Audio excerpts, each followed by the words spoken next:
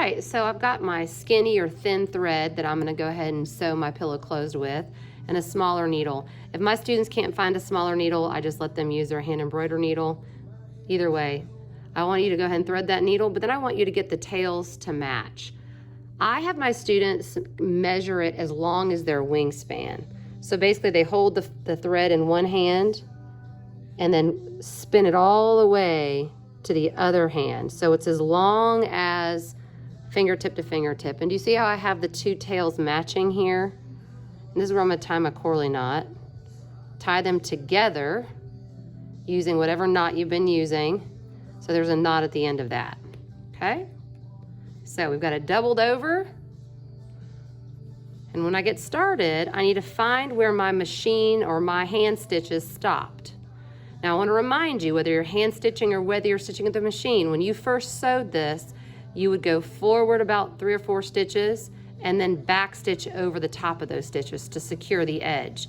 If you forget to do that, whether you're hand stitching and you stitch forward and then stitch backwards, then when you pull on this right here, it's going to start to come apart. This one's been done well, so it's not going to fall apart. So make sure that you have a stitch and a back stitch to secure the very beginning and the very end, or the sides of your opening, I guess as you could say.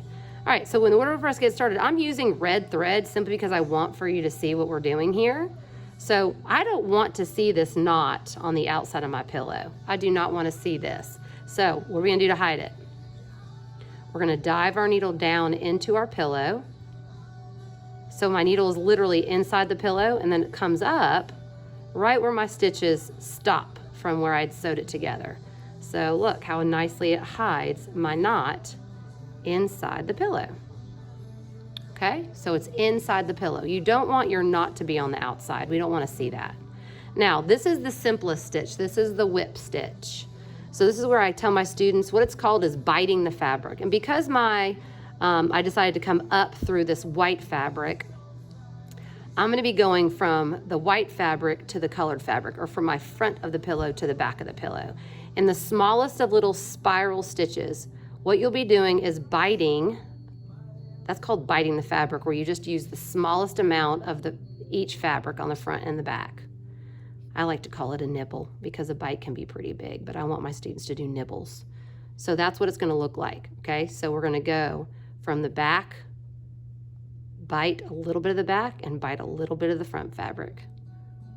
You don't want to see this. This is also the reason why we did it on the bottom of the pillow. Oops. I went under the stitch there. Round and round I go. So this is not a line. This is more of a spiral.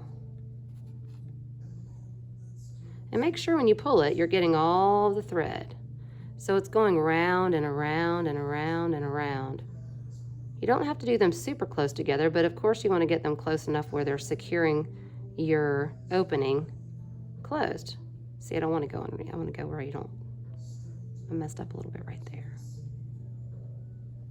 Make sure you pay attention to each stitch. Okay, oops, I missed that one.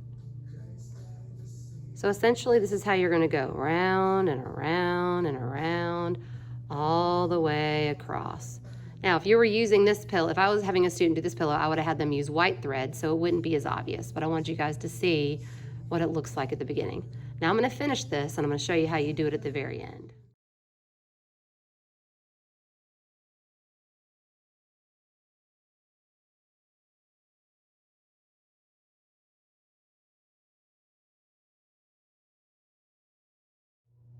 All right, so I've come towards the end of my whip stitch, and you can see how some of them, when I started off really well, biting just a little bit, you gotta be careful. When you come further in on the fabric, you can see it a little bit more. Now remember, I'm using red thread.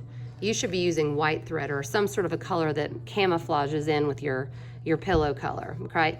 Now, when I'm coming to the end of this, I'm noticing that I've got a little bit more of this white fabric than I do the back. I don't know if you can notice that. There's a little bit, it seems like there's more of this fabric than the back fabric, and that's okay. I'm gonna keep doing what I've been doing.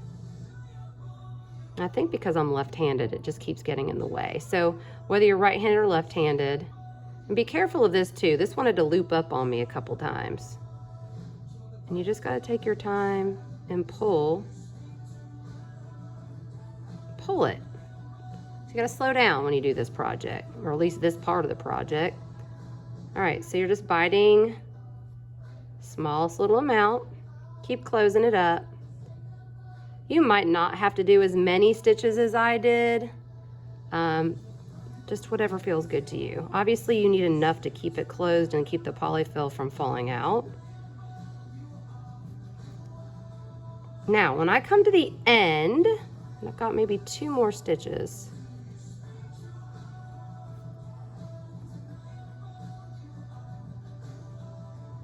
When you finish this thing off, I'm going to show you how you get rid of the tail on this side.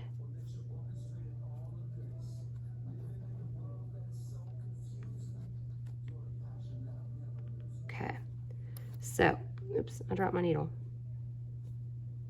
I'm going to bite my fabric. Now I'm going to do a finishing stitch, just like you did on your other. Remember how that big loop trails behind? As you go through, you're going to put your needle through that loop before you pull it tight. But I want to do that twice, just right there in the same spot. And I am going under my stitch, but you could also bite the fabric just to secure it more. There it goes. Now, in order for me to lose this tail, I don't want to cut it off right here like I did on my project. I want to literally take my needle in my pillow, pull it out of my pillow, pull it tight, and you're going to get a pair of scissors. Be careful not to cut your pillow. Cut that thread, and that tail disappears inside your pillow.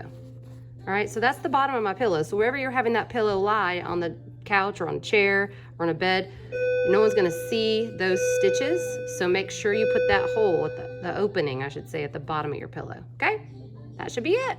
As you wrap up, you're gonna wanna make sure that this finishing stitch is the last photo in your progress board. So you've taken pictures of the front and the back of your sewing along the way, the front and the back, making sure that I can see your work front and back.